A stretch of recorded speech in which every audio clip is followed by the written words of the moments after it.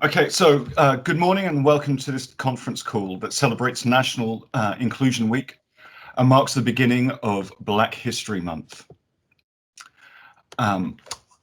It comes at a time when the country has just emerged from a national lockdown that has simultaneously seen a public outpouring of affection for our neighbours and our neighbourhoods, but at the same time disproportionately affecting minority groups.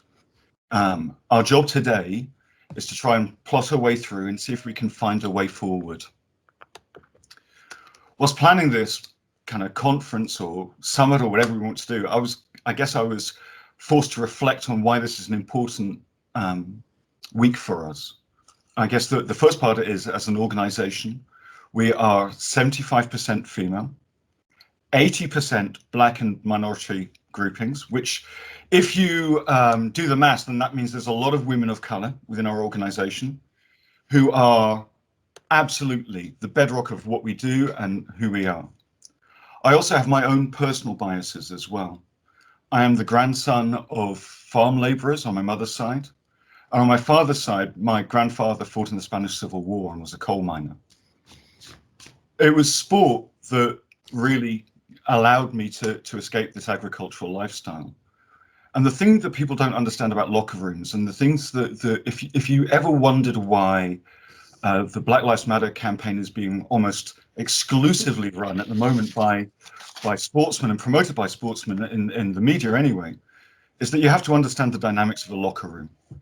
It is a place in which, I'm just getting people in. It's a place in which it doesn't matter what your race is. It doesn't matter what your religion is. It doesn't matter what your economic background is. It doesn't matter what other elements that might be that would perhaps see you discriminated against in another place.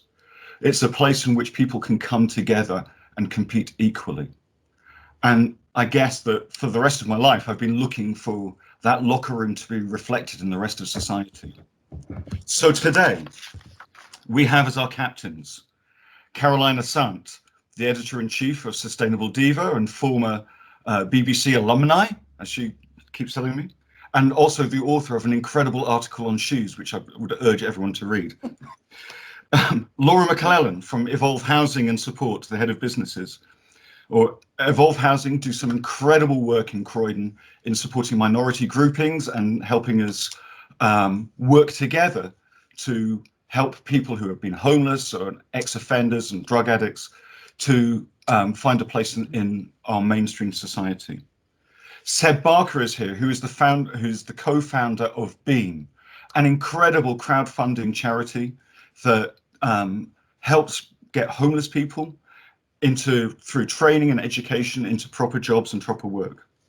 And finally, we've got Eliza Rebru, who is the chief executive of Lives Not Knives, and I believe a former Red Woman of the Year, which is an all-time first for me on a conference call to be able to say that.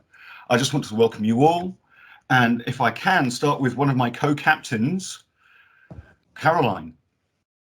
Oh, wow, this is quite an amazing ship then. So thank you very much, Bruce, and good morning to everyone. And first, my name is Caroline Shahira Asante. So it's okay. So maybe the age you just dropped off.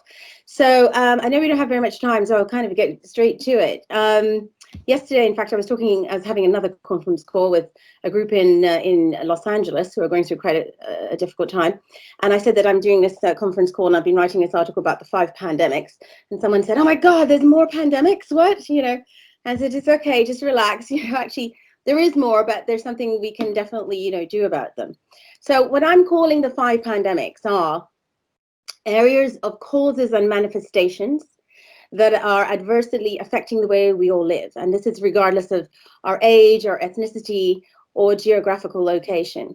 However, what's most important is how we can each, learn from these pandemics and to move into a new global mindset that has human inclusiveness and unity as its core intention function. Now, what I wanted to go through very quickly was these 5 pandemics, and in no order of importance. But of course, the first one, amplifies the others. So of course, we have COVID, which has brought us lockdown, restriction, panic buying, financial uncertainty, grief, family and school life disruption, and fear of death. We have racism, public and personal outrage, inequality, injustice, violence, and fear. Climate change has brought us, of course, air pollution, amongst other things, fires, floods, food scarcity, vulnerability around human survival, and again, fear. Economic meltdown, job losses, change of work-life balance and life in general, financial loss, scarcity, and fear. And a breakdown in our collective mental health and well-being. And that is the fifth pandemic. Now, most people, again, regardless of age, ethnicity, or location, are now full of more uncertainty, confusion, fear, and even more fear. So the underlying theme here is the experience of fear and disconnectedness, which is heightened now for all people, and weaves through sort of like a thread of experience in all the five pandemics, and is what I'm calling the core intention foundation. So we need to change that. But how do we change that? With all of the five pandemics, if you've noticed, people put energy into being against each of the areas I've mentioned. I'm against COVID. I'm against racism. I'm against climate change. I'm against economic meltdown. We must fight mental health. People tend to put their energies against something. Now, this is not how the energy actually works. When we put energy against something, all you get is it pushing back. It actually will not and change that situation. So to start this discussion, what I really would love to do is to talk about how we can change that. So let's push our collective energies into what we want to create as an experience, this sort of great adventure of human life, called being a human being, and give attention and energy to what we want and how we wish to live. Let's flip this out of date sort of way of doing and living on its head and be something else that is opposite, which brings joy and well-being and happiness. So that's kind of what I want to put to the table today, and to talk really about how we can move this mindset of I'm against something and pushing energy against things. And then let's think about how we can move our energy into creating things that are for the opposite, which brings a positive result. So I don't know how much time I have left, but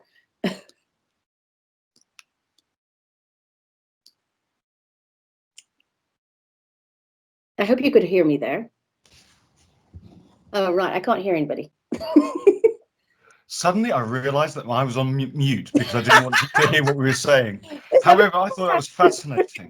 And I think it's really important that you were saying that we kind of characterize ourselves in terms of things that we're against. Yes. And maybe we should be looking at more in terms of, let's think about in flames. Are you putting your hand away from the flame, or are you moving towards something? And I think that that's a really useful start for today's conversation, because one of the things that I think that's really important is, especially as we get some of the experiences that are particularly local to Croydon, is that there are things that we need to be moving towards. And seamlessly, that takes me to Laura, who has been, Evolve have been doing so much in positive action that I think it would be worth hearing Evolve's experience of the pandemic. I'm just going to make sure that your microphone is on. Yes. Hi, Laura. Hear me? Hello. Hey. Hi there. Firstly, thank you so much for having me on this. It's a real pleasure to see you all. So Evolve is a homelessness charity, and it's that is the core of our work. So we house and support over 2,000 people every year, and that's across London. But about 40% of our services are in Croydon. And we have a range of services. So we've got adult services, and our adult services have such a high majority of people who have been previously rough sleeping. We call it quite complex needs. They are ex-rough sleepers. They are struggling with all sorts of mental health or mental ill health, drug and alcohol misuse, long-term unemployment, and a whole range of disadvantages, economic disadvantages that they're facing. And then our young people services, and such a high majority of those are care leavers, and they're coming from really disadvantaged backgrounds. And so what we provide is, as Bruce said, we try and provide really positive things. I was just thinking, so we provide work and learning program which supports people into training and employment and gives them opportunities. And we also provide a massive wellbeing service. So we provide free counselling. So anyone in our accommodation is able to access counselling that is free. There is no waiting list. We've got brilliant volunteer counsellors who we support to get their counselling hours. Just such. But we also recognise that actually some people aren't ready to talk in counselling, and so we've also got psychological wellbeing practitioners, or psychological wellbeing therapists, we call them now, and they're just there in our services, in our accommodation, ready to speak to people, ready to drop in, ready to just support people. And sometimes it's as simple as helping people have a reason to get out of bed in the morning, and it really is as basic as that sometimes. And the other program that we run, which actually I think is really, really important, is our Horizons project, and that's a mentoring project in schools. At the moment, we're only in 3 schools, but for us, I think that is so vital because it's intervention. It's really starting to support children who are disengaged, disadvantaged from all sorts of disadvantaged backgrounds, and it's giving them some self-esteem, it's giving them the support they need to engage with their education and achieve.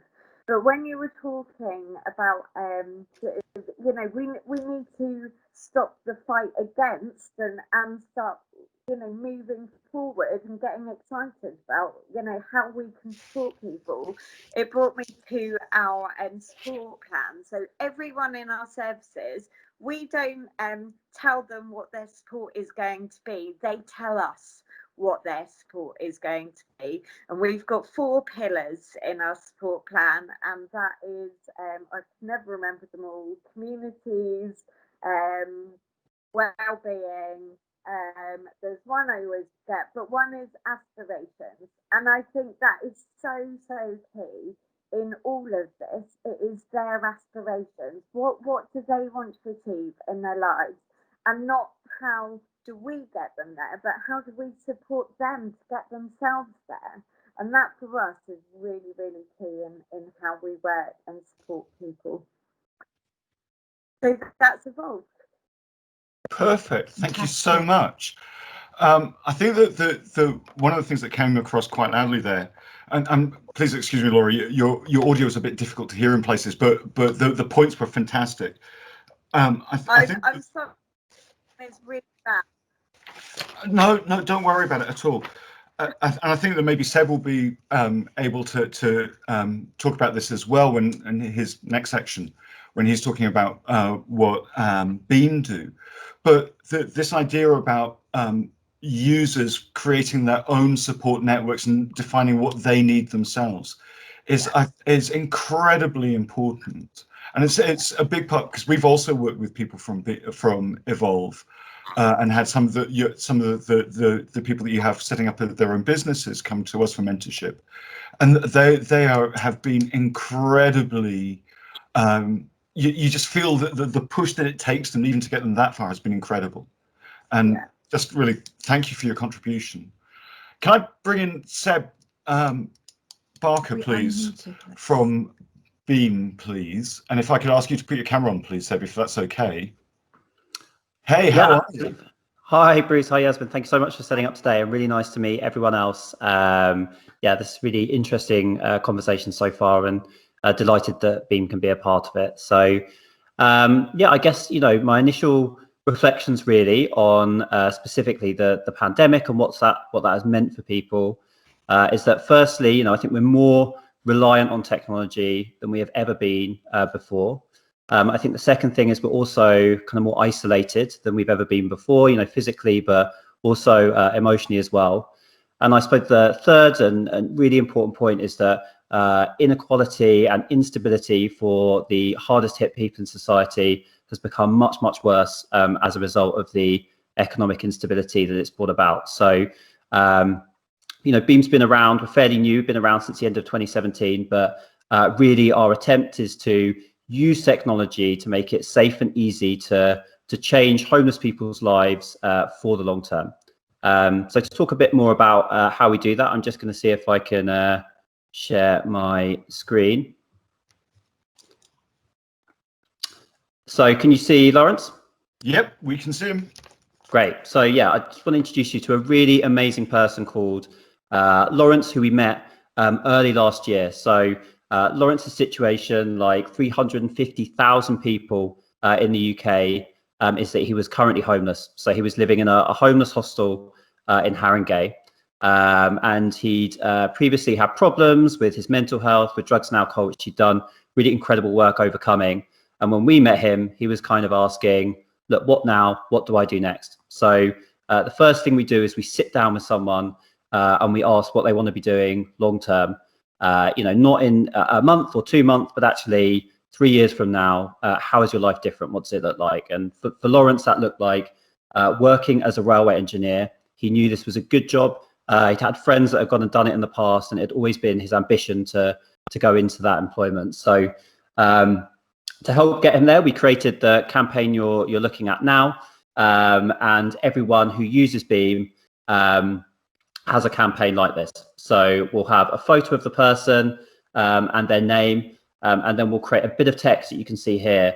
And this is really trying to kind of give voice to the otherwise very anonymous issue, I think, of homelessness. And it's painted in a very negative light. And of course, it's a very negative problem, but a lot of the people caught up within that problem are not negative people. They're really trying incredible things against the odds. So using the campaign to kind of foreground their story in their words.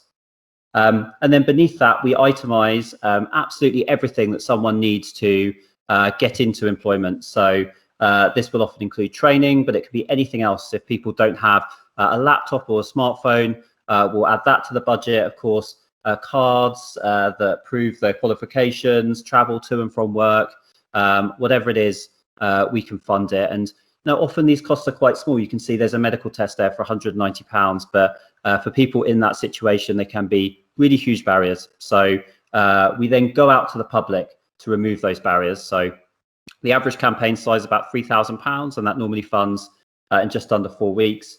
And while it's funding, you can see that members of the local community, as well as donating, will leave these really, really confidence building messages of support that go through with the donation. These get sent through to the homeless person as they come in. So for people that are very marginalized in their communities, it's really, really great confidence boost to know that there are hundreds of people out there who not only believe in them, but are actively willing to get their wallet out and support them.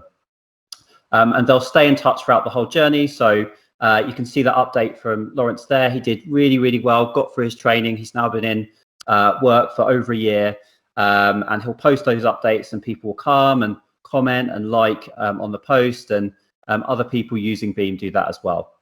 So it's really trying to bring together these different groups to make a big lasting change in someone's life. And we'll work with employers to help people go into these jobs. We have a team of caseworkers who support everyone using Beam. So we don't just help them raise the money, we'll help them get through any training and find a job at the end of it. And we work with lots of councils across London who have housing teams, and they will refer and recommend people to Beam who need our help. So yeah, that's Beam in a nutshell, and really excited to talk more on the panel in a second. perfect. That's really wonderful. Thank you so much, Seb. If I can speak personally, in we as an organisation have supported, I think, nearly, is it 48 or 50 people 48 people so through far. Beam, and that is just a fantastic organisation to work with and be a part of. And one of the things that I really like is this idea of as a community, we have a sense of ownership of helping somebody and moving towards helping somebody. If I can also now bring in another wonderful Croydon-based organisation, if I can get Eliza to come on up and say hello. Hi, Eliza, are you with us?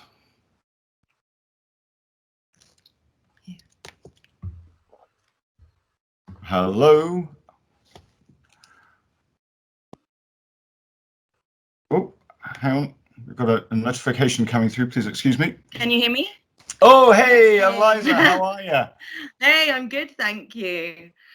Thank you very much, Bruce, for having me, and lovely to meet you finally, Yasmin. You've been so amazing via LinkedIn for everything that Lives Not Knives has been doing during this. So I wanted to kind of start with that, like, obviously 5 minutes could never do some of the things I'm talking about justice, and I'm very, very open to talk and communicate with anyone after this, and this is kind of personal to myself and Lives Not Knives. But firstly, I wanted to start with saying that we're happy to hear all of the amazing stories of the family time and people that took time to get to know each other over COVID and spent time with their little ones.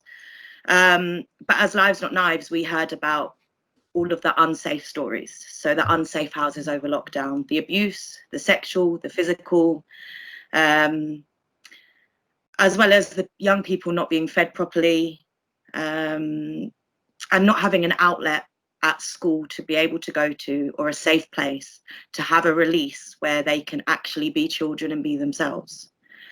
We've only just started back in schools recently, and it's been strange because a lot of the teachers are already saying that they don't know these young people anymore, and they weren't the same since before the pandemic. So us now getting to know them and being mentors, we've had to do a lot more training in mental health, becoming mental health first aiders, and making sure that we are able to, I guess, understand and support the young people in this way.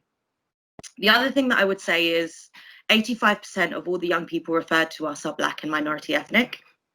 They're all from Croydon, and during the pandemic, I know myself and all my team, we all protested for Black Lives Matter.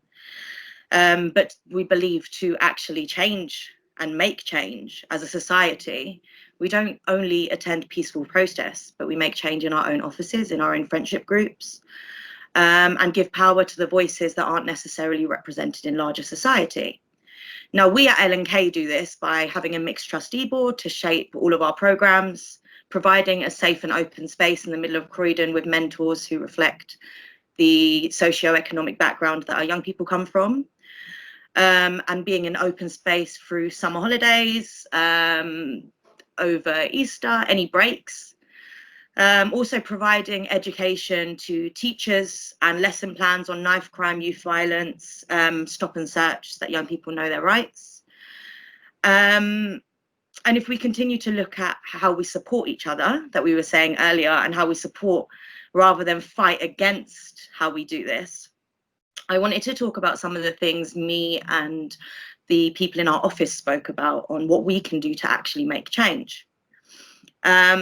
One way we can do this is by asking our colleagues and people that we work with what they need to feel supported in the office, in the offices, and make changes to our policies accordingly. Call out casual racism. It's not enough just to be passive. Team working in the community to create better opportunities from those that come from the same socioeconomic backgrounds and other backgrounds that all of the young people I work with come from.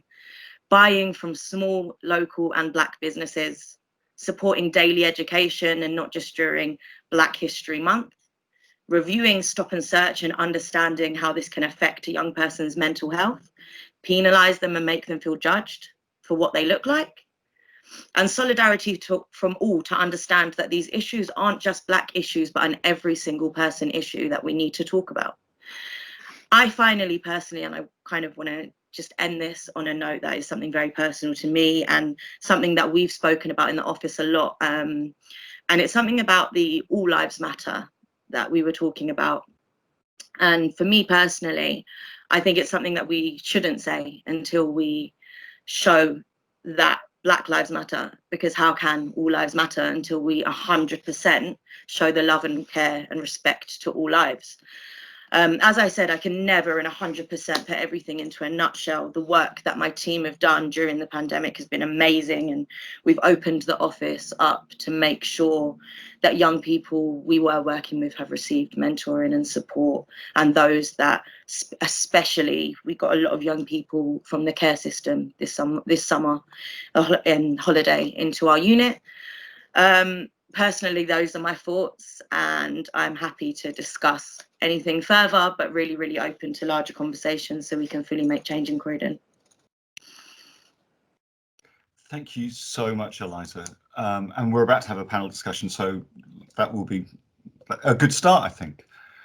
If you don't mind, and if you would allow me to play devil's advocate for a second, if I was to suggest that saying Black Lives Matter is a stunningly low bar to set, what would you say to that? It's all about education, mindset, change, as well as what, oh God, I've forgotten your name. The lady who spoke first, and changing the negative thoughts into positives and looking at how we embrace, rise up and force people to make change in a happier and more positive light. And as I said, buying from businesses and doing your own thing to support and make change with what you can do personally, rather than expecting other people to do something for you. Yep, completely. I've unmuted my mic because it's a bit difficult. They're being muted all the time. It was fantastic, Eliza. Thank you very, very much. In fact, there's something that I would like to bring, because I have a 14-year-old son, and disclaimer, I'm not living in Croydon, but it doesn't really matter. That's fine. That's okay with you guys. I'll forgive you. That's okay. I have a son who's in year 9, 14 years old, and this is a very important age group. And he was talking to me about, my son is mixed, and he was talking to me about, this, what does he do when people are saying all lives matter? And I said, that's obviously, it comes through from a home, where this situation of all lives matter. And I said, one of the ways, he said, how do I respond to that? And I said, one of the ways is that, yes, all lives do matter, but all lives are not treated equally. That's what this is about. So it's not, we're saying everybody else's life is not as important, but the Black Lives Matter came out of that Black people were systematically being murdered just for the color of their skin. So I have many relatives in the United States, and of course they're here too, but who just getting in the car is really, really like a traumatic experience if they're pulled over by the police. Over here, we're driving and we're changing lanes all the time, and we don't have the police behind us. Over there, it seems to be the police is constantly behind you. If you're a Black person driving and you change lanes, you may not make it home alive. It's ridiculous. So I think that the education about the difference between the All Lives Matter and why the whole root cause of Black Lives Matter, why it came about, especially for over here in the UK as well. I think there's got to be more education of that. That's got to filter through for young people to actually have this as a discussion. Yeah, I think that's really perfect. Can I now bring in some people who might want to join this discussion? In amongst the 4 groupings that we've had that have come up with some wonderful presentations, and thank you. Can I also welcome the Worshipful Mayor of Croydon, Councillor Maddie Henson, who is our first citizen. Hi, Maddie. Hi, Maddie. Sorry, I was a moment or two late. We had some technical problems. No, not a problem. not at all. And can also introduce as well, we have our MP, Sarah Jones, who is the MP for Central Croydon, and the head of Sustainable and Social Affairs. I can't think of your proper job title. Please excuse me. Sam Shah from Orbit, who is a wonderful, wonderful human being, and we're very pleased to have you as part of our panel. I guess the first question I guess would ask out of what we've just come from is there something that we can learn for all our communities that comes out of some of the things that Eliza was saying for the Black Lives Matter, which is about supporting business and supporting minority groupings? Sam, do you have anything to say on that? On that particular, Sorry, I'm going very particular question. Well, you have an organisation which is based in, your housing association is based in all over the country. Yeah. There is an element about that is specific to Croydon. Yeah. And I guess, are these experiences shared in other areas of the country?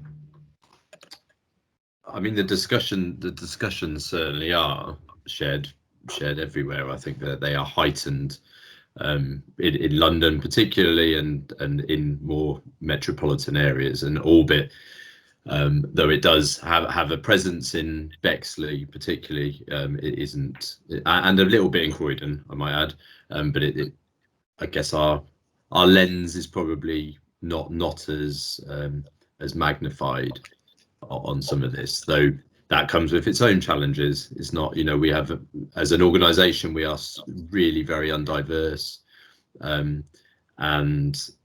that presents a different I guess a paralysis to the challenge. And I was just reflecting on some of the first discussions, and the words that I had previously before we joined and now ring very true is about paralysis and about invisibility. I think that these 5 pandemics have been invisible to many people, for lots of different reasons: conscious and unconscious ignorance, like closed ears, poor press, and a significant lack of the lived voice. And I think that, and this was mentioned about the role that technology's now suddenly come to the fore, and I think that we are now starting to see, on a positive side, the value of technology to really bring out the lived voice in a way that we have never ever had the opportunity to see. And that started, and what's really magnificent is that is now coming out onto the streets, and there is serious momentum.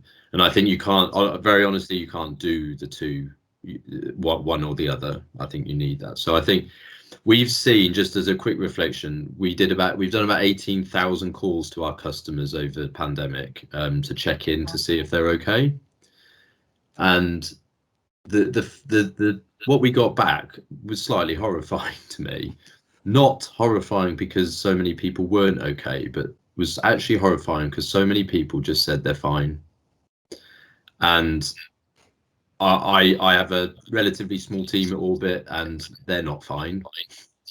And I just didn't believe it. And I've got some real nervousness that people are still too comfortable, and there's too much of a sort of cultural normalization of people's situation, that it's fine to be in the way that the situation they're in, and that's my point on invisibility.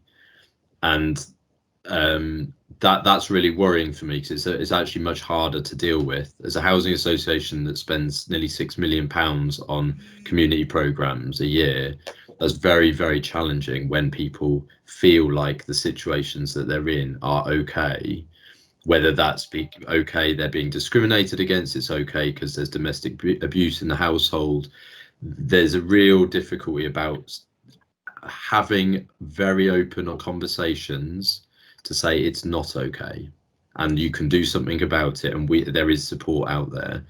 And the rightful need for stability is the biggest challenge. Is actually, it's much harder to change than you can have poor stability, or you can have, to go through any change you need disruption, and that's a real challenge for us as a housing association. So just my last comment was just on this negative to positive piece, which I think is really interesting. In my previous background, look at it, when you work together against something, they call it an empty signifier. It's very easy for everyone to come together to be against something. I do think in certain areas there's some real power to that. Actually, it's just a poor reflection of where we are, that we still have to have that collective anger to make change. But for the moment, on some of these issues, Black Lives Matters, Extinction Rebellion, I honestly just think we've got to stay there and we've got to fight because Yeah. the moment we stop doing that, when you look at solution type work, it becomes quite individualistic. Everyone starts disagreeing with each other and you lose some of that. So I just think I totally get your point, Caroline, but I think we've probably got 2 or 3 years of anger to still go. Yeah. Yeah. Can I also point out that the chat is being monitored at the moment. If anyone has a question that they would like to put to the panel, if you could write it in the chat, then Sasha and Sarah are busy watching it upstairs, and we'll break in with any questions that want to be asked.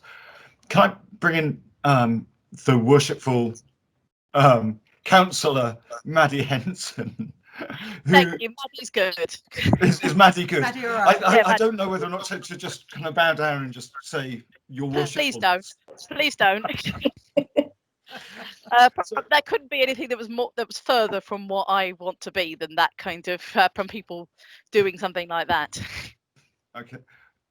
We're talking about our lived experience. I think that lived voices is a really pertinent thing that Sam said.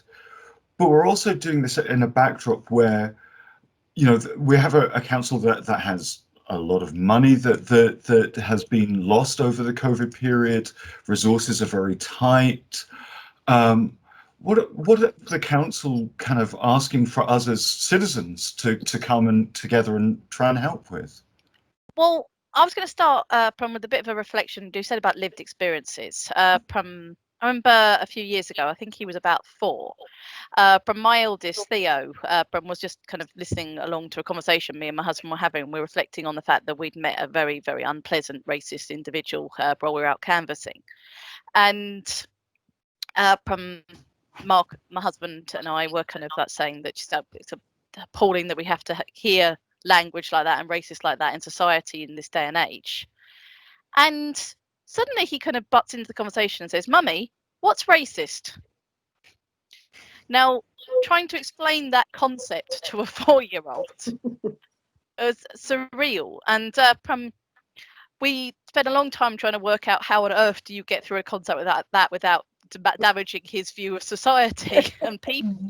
And eventually we sort of came up with the idea of saying that imagine someone not liking your godfather, who's from the West Indies, he's black, because of the way he looked. And Theo stood there, sort of rock still for a minute, trying to process what we said, and went, "What? Because he's got a square face, Mummy." Yeah. And it just had not registered with him that there was a difference in skin colour. And I think that is symbolic of the way that society should move, where though we champion our history, where it doesn't register as something that's immediately something you look at. And I think as individuals, I think there's an awful lot we can learn by not teaching our children to make those distinctions. No child is born with hate. Hate is taught. So I think the best thing as in society and individuals we can do is to try and remove that sort of perpetual teaching of hate, which I know is not a specific task, and they've given a specific thing I want you to do, but that's I think a wider theme that you should reach for.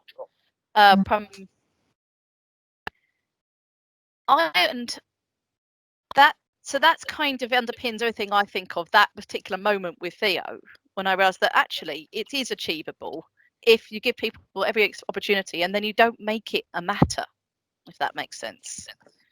Absolutely. The other thing I just wanted to pick up was that, again, the stuff we're talking about from lived experiences and it not being okay, sort of like being normal. Then what they see as normal is not okay in a lot of ways. And I remember I cringe at this introduction of the word "the new normal" that seems to have crept into society, talking about from the COVID restrictions. They are vital and they are important, but it should not become the norm. it shouldn't be natural where we can't go and hug a friend. Yeah.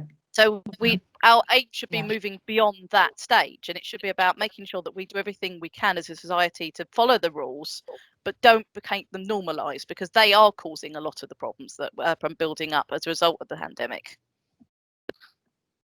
Yeah, I think that's a very useful thing to remember, really. I think that one of the things that's come across to me, and please excuse me, I keep seeing that poor Sarah, who's our MP, is fading in and out of connection. So I think that we're having a few connection problems there. One of the things that's come to me is that we have this difference between proximity and distance. And whilst we might be more physically separated than we've been before, so we're not in proximity of each other, actually the distance between people seems to have collapsed in some ways over it. We are a lot more connected, possibly because more of the lived voices are coming through. If Seb is about, it would be interesting to hear what Seb has to say about kind of lived voices.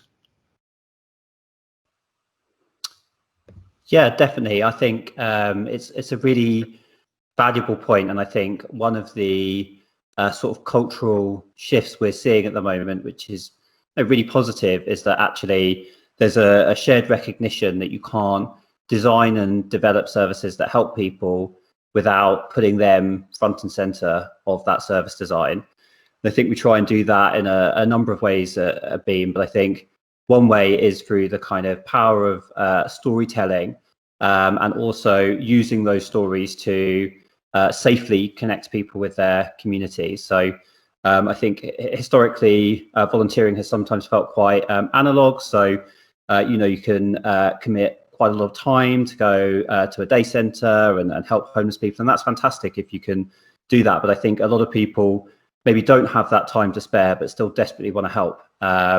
And so by using technology and also using the stories that the homeless people using Beam want to share, we can then connect them with people who are able to kind of provide that really long-term, life-changing difference. So yeah, I think that's a trend which we'll hopefully see continue, and it's kind of very much located within the wider space of what's sometimes referred to as co-production, and I think that's great, really. And we work very closely with the government partners that we have to kind of give them, I guess, sort of that feedback and insight into the actual, experiences on the ground of the people that they're trying to help locally. So we'll do that through collecting feedback, which people can give us through their phone and WhatsApp once a month. And then we'll also do kind of longer interviews with people where we'll sit down and kind of reflect on, what are the kind of wider barriers in their life beyond just employment, so that we can really make sure that we're designing and developing Beam in a way that helps people across all these different fronts in their life. And it's not just, a training and employment journey, it's actually something much more holistic. I've just been sent a text message which asks a question, and the question that's to be put to the panel is, what do we see as the number one issue that faces our communities that needs to be tackled first? May I ask? Yep. And I'd like to hear from Colin on that. I think it's our lack of unity. I think the underlying core here of most of the situations that we have is that we don't think in a collective. We tend to think that we are, separately having different lives, but we're not connected in how we're feeling. We actually all want the same things, pretty much, different degrees of things, or experiences. But I think it's our lack of unity and a lack of looking at our similarities and looking more at our differences is what is the root cause of many of the imbalances that we find ourselves in now.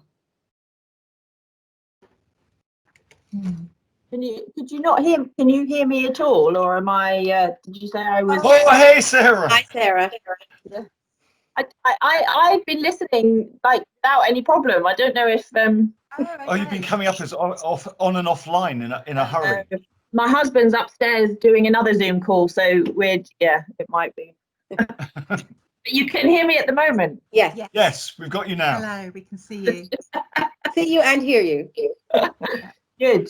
Can I just come back quickly on something Maddie said? Maddie's always right, and I agree with her, but it's an interesting point about I've done obviously absolutely tons of work has kind of followed from Black Lives Matter, and as the shadow policing minister, I'm doing a lot of work, and as Sam said, having the policy disagreements about what do we do. So I want, for example, the police to have targets set for recruitment of people, black people in particular. Other people have different views, but we're all arguing over it. But the point about all of us not thinking about colour when we meet people, I think I always used to say in my school, my three best friends, one was Asian, we had lots of black people in the class. I had a Jewish best friend. We were all, and I always used to say, oh, and I never noticed the colour of their skin. The reason I never noticed the colour of their skin is because no one was ever racist to me. so I never experienced racism. So I never saw colour because it didn't impact on my life. Because no one was ever mean to me because I was white. And I think there is something where you do have to see colour, because at the moment, people who are from different backgrounds, whichever they may be, but in particular, following Black Lives Matter, we're looking at the black community, they experience racism, and so they see colour in a very different way. And there's I think it's important to see the difference until such time as we're all, living in a racist-free society. So it's just interesting thought. I've met a lot of young people from Croydon who are young in primary school, young black boys who have been kind of taught what to expect if they get stopped by the police, and I never had that, and so that was my only point that I wanted to make on that. In terms of the question about if now I've got the floor, in terms of the question about what's most important now to do, there are so many things, but the interesting thing with COVID is we've seen waves of issues. So at the start, it was setting up the emergency legislation, making sure people had food. I mean, that was a huge deal at the start, and people didn't, and making sure someone was knocking on everybody's door. We had the huge issue with, PPE in our care homes and the bereavement. So I had a lot of emails from people who were losing loved ones. And then we moved into the kind of whole economic sphere and people's worry about their jobs. And so we were lobbying for, the furlough scheme and all of those things that came in. And then there were people getting in touch because they were not part of that scheme, or they fell through the net in some way. Then we had this weird period of Black Lives Matter and the Dominic Cummings event as well, which both led to huge anger and frustration, and literally thousands of people getting in touch with me about these issues that weren't about their personal life, but about big issues. Yeah. And then now we're moving into this phase where, people are just really worried about the economy and their jobs, and nobody knows now what's going to happen to their jobs. Furlough ends, the eviction holiday has ended, so people are kind of worried about that. And as Eliza says, really, really correctly, people have had this huge thing that's happened to them, and they're not the same as some of them are not the same as they were because of what's happened to them in that period. And how do we help people's mental health kind of come out of this period? So there's a lot of change that we need to see, but I think the underlying thing that's been there all through is the way that COVID has highlighted the inequalities that existed already. So if you were poor already, you've been more affected by this. You're more likely to die. If you're from ethnic minorities, you're more likely to die. You're more likely to have been affected, and that kind of gap between people at the top and people at the bottom, if you want to put it like that, is wider than it ever was, and that's got to be where we start, I guess. And now I'll stop just in case I get cut off again. Thank you for that. Can I just bring up Sasha and Sarah from which I would like to call upstairs, because they have some questions. Where are you, girls? Hello. Hello. Hey there. Hi. Go on, turn your camera on. We've had one question from Carol Elder. It says, one of the opportunities we have in our organisation is to re-educate people with entrenched views on race. Have you any best practice in how to go about Sasha, that? sorry to bother you. Can you either turn your speakers down so Sure. people can hear you? Sorry. There you Have go. Better. Thank you. Shall I start again? Please do. Okay. Question from Carol Elderfield. One of our opportunities we have in our organisation is to re-educate people with entrenched views on race. Have you got any best practice in how to go about that to create an environment where individuals can perform at their best? Oh, interesting. So can I put that perhaps to Eliza as a start? I couldn't actually hear the question properly. That's why I I was think In the the meeting quiet. question Very was, sorry. here, I'll read it out to you on this side here. One of the opportunities we have in our organisation is to re-educate people with entrenched views on race. Have you any best practice in how to go about that to create an environment where individuals can perform at their best? I think that goes back into something I was saying earlier about actually giving people a voice and making sure that you are listening and having kind of discussions on what shapes your company, what policies need to change, why they don't feel comfortable, what would make them feel more comfortable, and actually speaking directly to them and making sure, as oh gosh, I forgot the guy, Beam guy, I forgot his name, said earlier, but making sure that the people that you're working with are at the forefront of your policies and the change that you want to make. I would also say something, I completely, kind of, no offense, Maddie, but I agree with what Sarah was saying about actually seeing colour, because people have always said things about the colour of my skin. And there is something that I would say in terms of racism and actually having the larger conversation on it. And I think when Bruce first asked me to talk on Black Lives Matter, I didn't think, me personally, I was the perfect person to, and wondered if there was someone better suited in my organisation that could do it.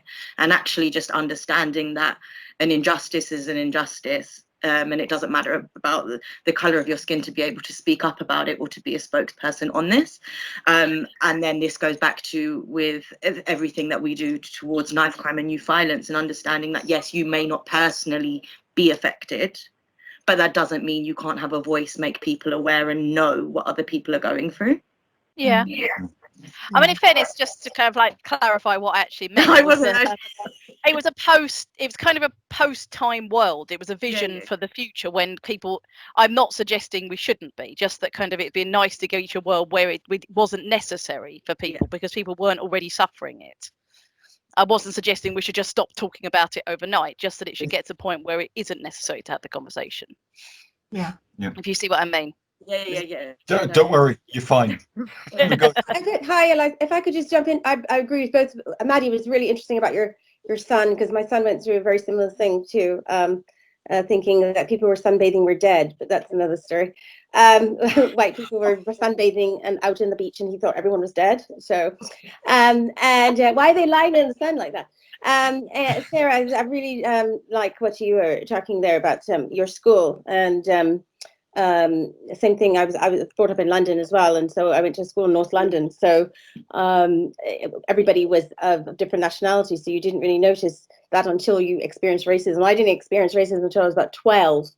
So I think that one of the things I was saying before, which is something Sam was saying, that we have to be angry. It is important to be angry and to be against certain things, and to have that emotion to be against something. I'm not saying that we shouldn't be against everything. We should just be going and then doing like everything should be okay, because the anger is always important to create an energy of change of what you don't want. Because sometimes you have to know what you don't want first before you can find out what you want.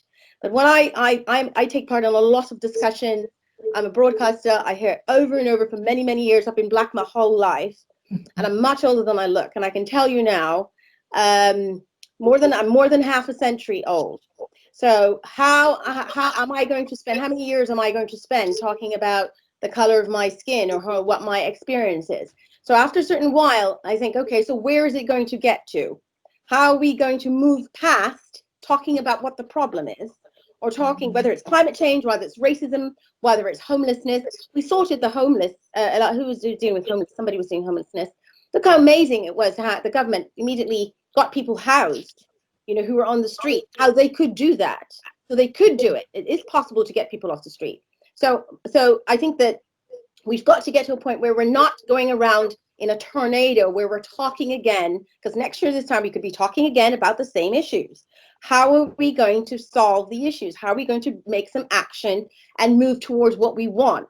That's what I was saying in the beginning, because we're going to end up in these discussions and more panel discussions and television discussions, and we know what the problems are. So how are we going to move those forward unless we have a shift in how we think? We've got to shift in how we think, or else we're not going to change it, and we have to do it together. Well said. Well said. Very well said. And B, Oh, very fortuitously, we have a question from Sam at Young Hackney, who said, how can we infiltrate and partner with local and national government to bring change? Can I just, by the way, say I love the language. Infiltrate and partner with government. That's a brilliant, brilliant concept. Love it. So what do you think, guys? Well, Sam was going to ask a question. Sam Sharp. Right. I wasn't going to answer that. Sam, here. A response, a question and response. So I'll leave someone else to answer the other Sam's question first. Okay, well, one thing that the role supposedly the mayor is about encouraging people to get involved in their community and civic life. So number one, and absolute number one, has got to be always vote. Yep. You do not have change unless you get the people you want in Parliament and in the council representing you. Secondly, get involved in local politics and in national politics if that's what your interest is. There is such a massive underrepresentation of people from Black and minority ethnic communities in politics, the same as there is with women. And if we don't stand and don't make our voices heard in that way, then there's no way we will be able to get the people we want making the changes we need in Parliament and in the council. So get involved. Everybody should be have an opportunity to, if they wish to stand for Parliament, to stand for local government, to stand for GLA, whatever their interest is. I understand that, and I think you're absolutely right. My dad always taught me that politics and decisions were always made by the people that turn up. So it's good to turn up. I get that, but what can we as organisations do that support that? Because we're here from very different organisations. We have large PLCs on this conference call. We have pressure groups. We've got charities, we've got social enterprises like ourselves, we've got the people who house and help large portions of our communities here. So how can we all as a collective work together to bring about change? Sarah. I love a person who puts their hands up, by the way. Can I just say? I'm well trained. I think there's lots of different ways, and some of it you just never know what's going to hit the zeitgeist. So when Marcus Rashford decided to talk about, school meals, he just hit the zeitgeist at exactly the right time. He did exactly the right thing, and he managed to change policy, and that's amazing. And that doesn't happen that often. I would say, in terms of organisations, speaking as one voice is always good. So when I worked at a shelter for a long time, we used to join together with other organisations to do campaigns, because you're more powerful when you stand together. And making as much noise in the media still works with government. The policies get changed when people make a noise, and you hold the evidence. You've got the stories, you've got the people, you've got the face of the problem that isn't just 300,000 people are living in this accommodation or that accommodation. You've got Jim who's really struggling, and here's his story, and that's incredibly valuable because that speaks to people in a human way. So there's lots of things you can do, I think. Wow. Sorry, Sam. Just to get a couple build on that, I think we've got to show that we can change. I think we work in pocket. You know, I'm working in a big organisation, but we've got to demonstrate change is possible and what it looks and feels like. I talked about the paralysis and invisibility earlier. We've got to give confidence to everybody that's real, and then support them in that. And I think it was a question to back to Caroline on this debate of sort of against and for, is actually what we have seen in the pandemic is how easy it is to change. Yeah. We're big and small. We have 1,200 staff. They now all work from home. That happened in 2 weeks. We have stopped our carbon and travel has gone to zero. These things that last week or last year or 6 months ago just weren't possible. For all of the bureaucracy, all of the talk, all of the people like me that rattle on about this every single day and can't make an effect change, all of a sudden we just did it. And I just wonder how do we encapsulate the fact that all of a sudden we can do it. And I feel empowered because now in my organisation and my community, when that one person, there's always one person that goes, oh, you can't do it because actually I can say that's bullshit. Yeah. Because we can do incredible things. Yeah. If we put our minds to it, that's right. If we put our mind to it, and I hope, I don't know how you would bottle that and how you take that to Extinction Rebellion and Black Lives Matters, though I do see it. I think that lived voice is now able to say it can happen, we can change. You know, Sarah, your example of Marcus Rashford, like it's that simple actually. So I didn't want to come as a sort of a negative, come across like we just have to be angry and scream. I guess I put a question mark at the back of that statement to see what anyone's thoughts are on how you bottle it. I think for us and our organisation, it's really exciting because we bottle it through business, you know, through some of the stuff that you guys have seen through Orbit and Amy. And I think bringing different people together, really. So through commerce, because commerce speaks volumes, doesn't it? It's about growing our economy. If we can grow our economy with a fantastic, diverse workforce.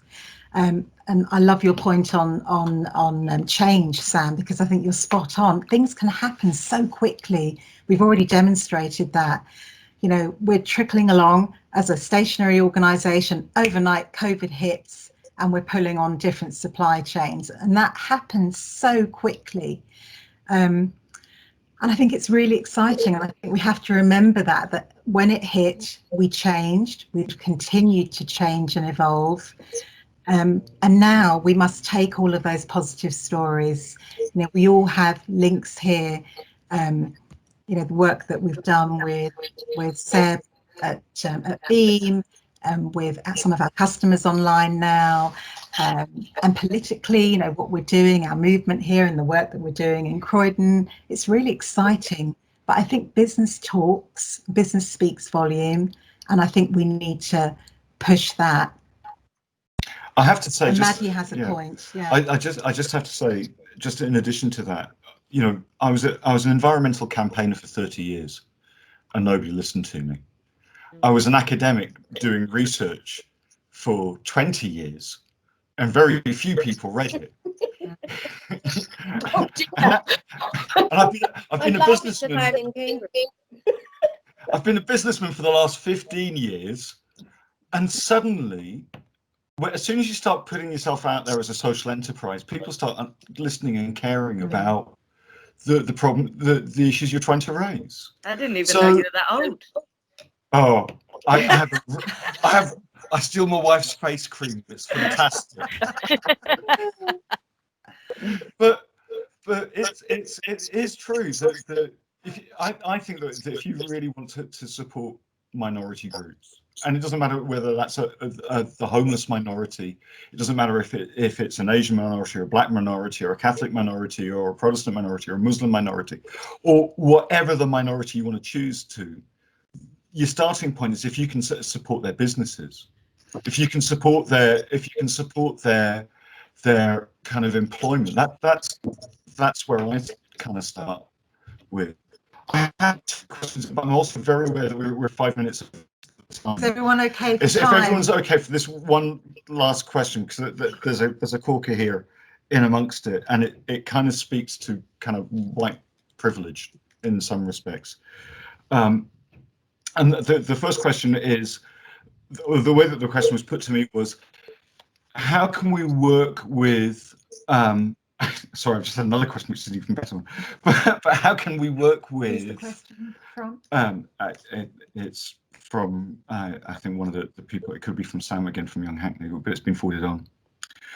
If we're going to address racism as a community, how do we start by addressing racism within the ranks of the people who hold on to that community, whether they be the council workers, whether they be the police, whether they be the structures and the institutions that are supposed to work for every community member? You don't need to put your hand up, Sarah. You can just speak. Oh my gosh, there's so many things. I mean, I was elected the first ever woman. There's never been a woman MP in Croydon. I mean, that's ridiculous. 3 seats. Never been a woman in the whole history there's been an MP. Now we need to make politics more diverse. The councillors are in Croydon are quite diverse compared to other areas. They are, but we can do better. The police in Croydon, I'll just give you one example. In Croydon, there's about 80 police officers who are the violence suppression unit. So they're the people that go out and do the stop and search. It's rocketed and is controversial and isn't always done as it should be, as the police will accept completely. Of those 80, 2/3 of them are brand new because there's been a recruitment phase. So 2/3 of them aren't quite sure, haven't had that much training, and not a single one of them are black, not one single one. So you've got a community like Croydon, and you've got the people actually physically on the streets doing the stop and search. None of them are now. That is not the fault of those 80 white people who want to be police officers. That's the fault of society having completely failed to make policing attractive, to do all the things that you need to do to help police officers when they get into the force as well. There's loads of evidence that black police officers are rise up the ranks less and end up leaving much quicker than other police officers. There's all kinds of problems and they're systemic, and you can fix them. All these problems you can fix. That was exactly the right point that was made. All these problems are fixable. You just have to have the right policies. Wow. That was a fantastic answer. I think that the one thing I'd say is we're now 10 minutes overdue. I think we could probably talk forever on this. Yes. Can I just say thank you to everyone that's been part of it? Can we also just say I would really like to keep this conversation going, and if we can find a way to keep it going offline, and maybe meet up more, and we can affect some genuine change, because I just love everything that everybody said today. So can I just say thank you all for coming. I would say have a safe journey home, but you're already there. So I've learned so much, and thank you all for being with us. Thank you. Thank you. Thank you. Bye. Cheers. Bye-bye. Bye.